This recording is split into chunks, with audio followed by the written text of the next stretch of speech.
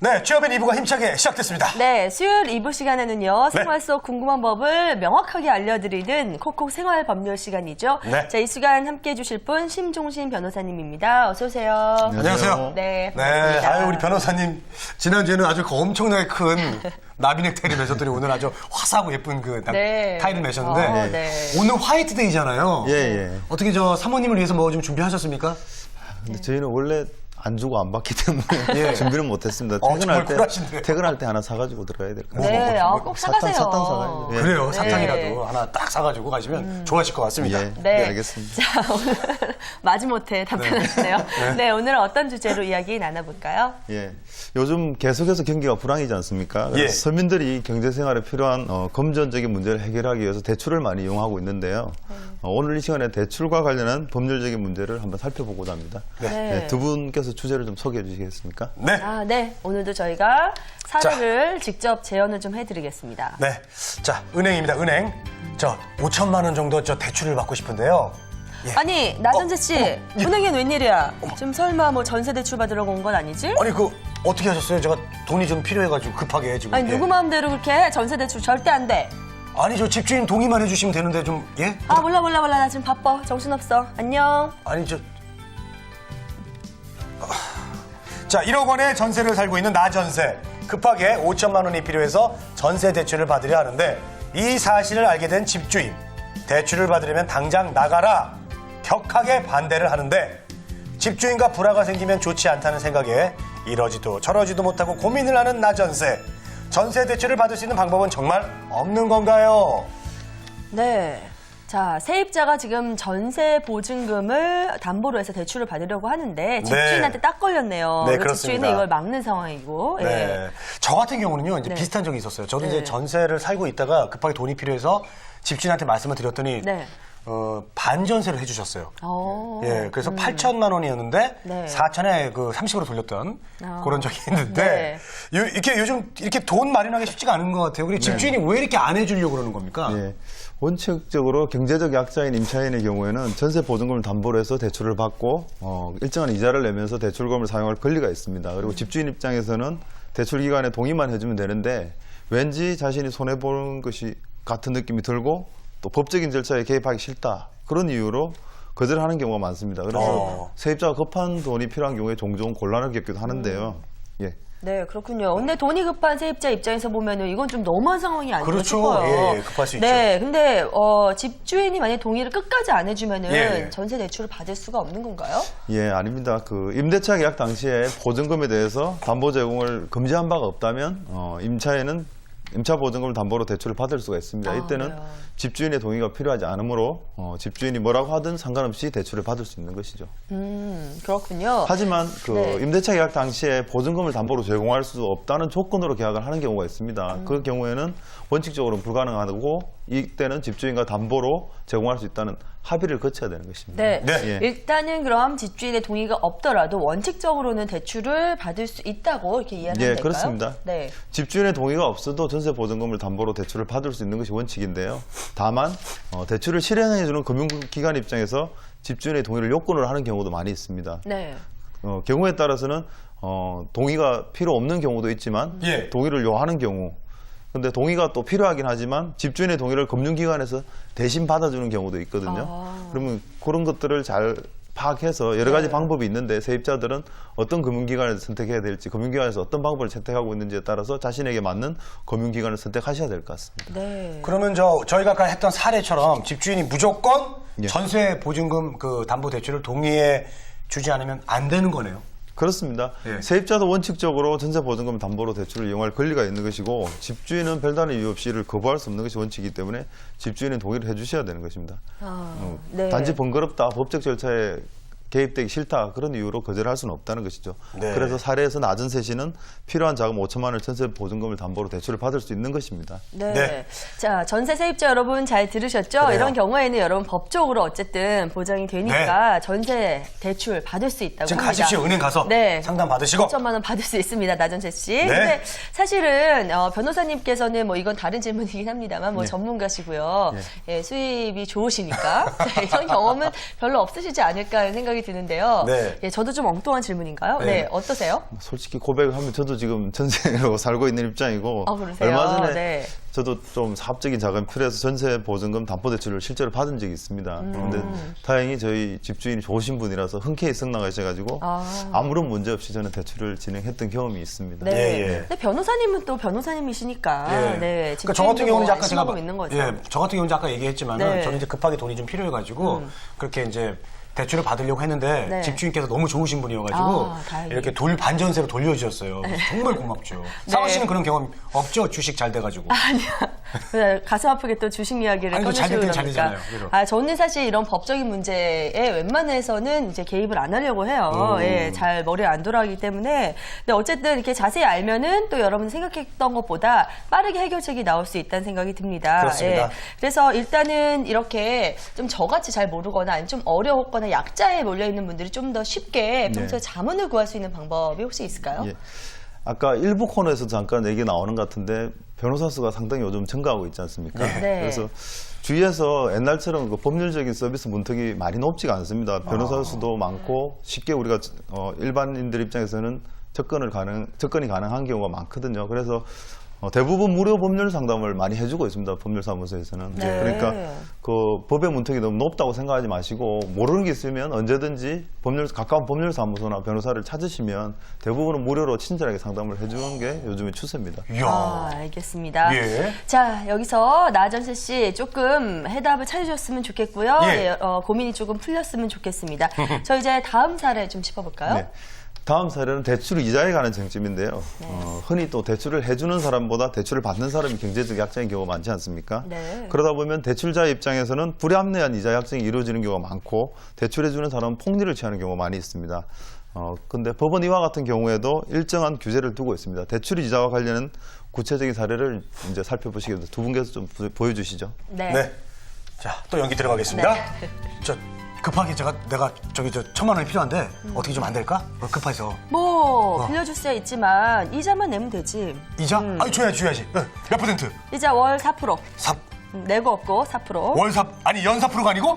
지금 장난하십니까? 아니, 네. 월 4%죠. 아니 아니 너무하잖아. 그럼 아니, 뭐 얼마야? 급하시다면서요. 다른 데 알아보시던지요. 알았어. 나 줄게. 그럼 얼마야 그러면? 가만 있어 봐. 연 4%면 계산할 것도 없고 한 달에 40만 원씩 꼬박꼬박 내시면 됩니다. 40만 원? 하실 건가요? 어떠실 건가요? 네. 아이 40만 원. 네, 급하게 1,000만 원이 필요한 나급해 씨. 경기가 좋지 않아서 은행 대출도 안 되자 여기저기 알아보다가 이부자에게서 월 4% 이자로 돈을 빌리게 됐다. 그나마 돈을 융통하게 된 게 어디냐면서 한 달에 40만 원씩 이자를 준 지 벌써 10개월이 되는데 나급해는 정당한 이자를 지급하고 있는 걸까? 네. 야, 네. 근데 우리 상은 씨는 어떻게 이렇게 얄미운 연기를 그렇게 잘해요? 저 잘했나요? 저 지금 주먹에 막 힘들어가고 저 평소에 가끔씩. 잘 안 하는 말들이라 너무 어색해서요. 너무 이제 잘해요. 어색하네요. 정말 되게 못돼 보였어요. 네. 자, 나급해가 급하게 돈을 네. 융통하기 위해서 이부자에게 월 4% 이자를 네. 주기로 약속을 했습니다. 네. 이거 뭐 특별히 법적으로는 문제가 없는 거죠? 네. 예, 그 돈을 빌릴 때 가장 중요한 것은 돈을 갚는 시기와 이자라고 할 수가 있겠죠. 근데 이자는 금융권이나 빌려주는 사람에 따라 조금 다른데 빌리는 사람 입장에서는 가장 낮은 이자로 오래 쓸 수가 있다면 좋을 것인데요. 원칙적으로 대출 금리는 법적으로 정해져 있기보다는 당사자들의 계약이 우선되기 때문에 당사자 합의에 따르는 것이 원칙입니다. 다만 네. 그 이자의 상한선은 이자 제한법이라는 법으로 규정을 하고 있습니다. 네. 이자 제한법. 야, 그거 진짜 듣던 중 정말 반가운 소리네요. 그렇죠. 그러면 이 법정 대출 이자의 상한선은 어느 정도 되나요? 예. 금전 대차에 관한 계약상의 최고 이자율은 연 40% 범위 내에서 대통령령으로 정한다고 이자 제한법이 규정하고 있습니다. 그래서 네. 대통령령에서는 그 제한을 연 30% 규정하고 있기 때문에 실제로 적용되는 최고 이자는 연 30%가 되는 것이고요. 월 단위로 환산하면 월 2.5%가 되므로 1,000만 원을 빌린 경우에 월 이자가 25만 원을 넘을 수 없다는 것입니다. 네. 그렇군요. 최고 이율로 연 30%면 월로 2.5%고요. 지금 근데 이게 다 개인과 대부업자에 모두에게 다 해당이 되는 건가요? 네. 이자 제한법은 개인과 무등록 대부업자에게만 적용되는 것입니다. 그리고 법률에 따라서 인허가 등록을 마친 금융기관이나 대부업법에 따라 등록한 대부업자에게는 다른 법이 적용이 되는 것입니다. 네. 그렇군요. 그러면은 등록이 안 된 대부업자들에게는 어떤 기준이 적용이 되나요? 등록이 안 된 대부업자는 방금 말씀드린 대로 이자 제한법이 적용이 되는 것이고 등록된 대부업자들에게는 대부업 그렇군요. 등록법이라는 법이 적용이 되는 것입니다. 네. 네. 자, 그러면은 일단은 일반인에 비해서는 이율이 조금 더 높게 책정이 되지 않을까라는 예. 생각이 네, 드는데요. 그럴 것 같아요. 맞습니다. 아무래도 그걸 업으로 하고 그걸로 해서 이윤을 취득하는 업자들이기 때문에 아무래도 이율이 높은데요. 등록 대부업자는 좀 법률이 좀 복잡합니다. 대부업의 등록 및 금융자 이용에 관한 법률, 좀 법명이 긴데요. 그 법에 따라서 금전 대부 또는 그 중개를 업으로 하는 사람을 지칭하는데 네. 그 법에 따르면 등록 대부업자의 최고율은 연 39%로 정하고 있습니다. 네. 따라서 월로 환산하면 월 3.25%가 되는 것이죠. 네. 그러니까 그 이자 제한법보다는 조금 이율을 높게 정해두고 있습니다. 네. 그러네요. 그 등록 대부업자가요. 구체적으로 이제 어떤 곳인가요? 일반 은행이라든지 요즘 TV, 인터넷, 문자 메시지 등으로 대출 광고 많이 나오지 않습니까? 네. 무슨 캐시라든지 엄청 많죠. 네, 문자로 네. 뭐 김영미 팀장 얼마 전에 문제됐던 김영미 팀장으로 문자로 오는 경우도 있고요. 네. 이러한 광고를 하는 사람들이 대부분 등록 대부업자로 보시면 될 거고 일반 개인이 대부업을 하는 경우에는 등록됐는지 등록되지 않았는지를 돈을 빌리는 사람 입장에서는 모르는 경우가 많은데 반드시 그 여부를 등록 여부를 확인을 하시고 대출을 하시는 게 맞습니다. 네. 근데 여기서 저희 갑자기 궁금한 게 생기는 게요. 은행도 등록 업자라고 하셨잖아요. 예. 근데 대부업만 전문적으로 하는 것보다는 이율이 낮아요. 그거 왜 그런 거예요?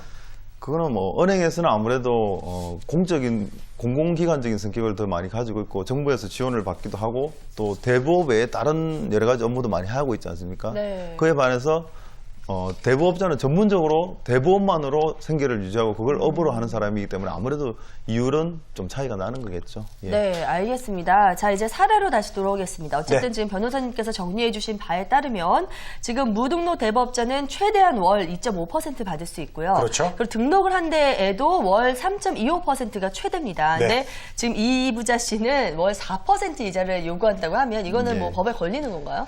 맞습니다. 네. 그 돈을 빌려준 이부자 씨의 경우에는 이부자 씨가 등록하지 않은 일반인이라면 월 2.5% 그러니까 즉 1,000만 원을 빌려준 경우에 월 25만 원을 넘을 수 없는 것이고 네. 이부자 씨가 등록 대부업자인 경우에는 월 3.25% 그러니까 1,000만 원인 경우 32만 5천 원까지 이자를 적법하게 받을 수 있는 것이고 그 부분을 그것을 초과하는 부분은 무효가 되는 것입니다. 네, 알겠습니다. 자, 여기서 여러분들의 궁금증 잠시 한번 좀 해결해 보겠습니다. 카카오톡 함께 보시죠. 네. 네, 대부업자에게 돈을 빌리고 계약서를 썼는데 나중에 보니 금리가 터무니없이 높은 거 있죠. 어쩌면 좋죠라고 해주셨어요. 이게 좀 항상 네. 그 전에 확인을 좀 하셨어야 그러니까요. 되는데. 계약서를 일단 썼다는 게 조금 걸리는데요. 네. 이게 어떻습니까? 이미 돈을 빌리고 네. 이자가 과다하게 약정된 경우 지급을 안 할 수가 있나요? 예. 뭐 대부업자 하면 그 이미지도 좀 무섭고 일반인 입장에서는 좀 겁도 사실 많이 나는 게 맞는데요. 아까 말씀드린 대로 법적으로 규정한 이자입니다. 그 대부업자의 경우 연 39%를 넘는 경우 그것을 초과하는 부분은 무효가 됩니다. 그래서 지급하지 않아도 된다는 것이 원칙입니다. 네, 그러면 그렇군요. 예를 들어서 그 법정 최고이자보다 많은 이자를 이미 지급했다면 반환을 받을 수 있을까요? 그 MC분들 어떻게 생각하십니까? 네, 일단은 상우 씨는 어떻게 법이라는 게 있기 때문에 예. 이걸 가지고 딱 들이대면은 받을 수 있지 않을까요? 조금 무섭긴 합니다만. 네, 저는 네. 그 영화 대부도 있고 그래서 네. 갚아도 무섭잖아요, 대부업자가. 그래서 그냥 줄 것 같아요, 그냥 네. 무서워서. 예, 맞습니다. 그 채무자가 최고 이자율을 초과하는 이자를 임의로 지급한 경우에는 지급된 이자 부분은 원금에 충당이 되는 것입니다. 그래서 원금을 갚은 것으로 인정이 되고 만약 원금을 다 갚은 상태에서 이자를 더 지급한 경우에는 그 부분에 대한 반환 청구를 할 수 있는 것이죠. 네, 알겠습니다. 자, 저희 또 다른 카카오톡 질문 한번 받아보겠습니다. 네. 네. 자, 등록된 대부업자로부터 돈을 빌려 사용하고 이자를 지급하던 중 그 대부업자가 등록 취소되어 폐업을 했다. 자, 이 경우 어떻게 되는 거죠? 이 경우에 어떻게 이자 제한이 적용되나요? 네. 대부업자가 대부업을 하다가 폐업한 경우 돈을 갚지 않아도 되면 뭐 얼마나 좋겠습니까? 네, 네. 예, 그러나 빌린 돈은 반드시 갚아야 되는 것이 원칙입니다. 그것도 대부업의 업법의 규정이 있습니다. 대부업법에 따르면 대부업자 등이 등록 취소 등으로 폐업을 하더라도 그 대부업자 등이 체결한 대부계약에 따른 거래를 종결하는 범위 내에서 대부업자 등으로 계속해서 본다. 그렇기 때문에 대부업자와 대부계약을 체결한 경우 대부업자가 폐업을 하더라도 빌린 돈을 다 갚을 때까지는 그 대부업자는 그 거래에서 계속해서 대부업법상의 이율로 거래를 계속할 수 있는 것입니다. 그렇습니다. 네. 자, 돈, 은혜, 원수는 갚아야 돼요. 네. 자, 오늘은 대출과 관련한 몇 가지 관련 쟁점 살펴봤습니다. 마지막으로 좀 정리 좀 해주시죠. 예, 네. 저희가 전세 보증금을 담보로 대출을 받는 경우 원칙적으로는 집주인의 동의가 없이 가능합니다. 집주인으로서는 단지 번거롭다.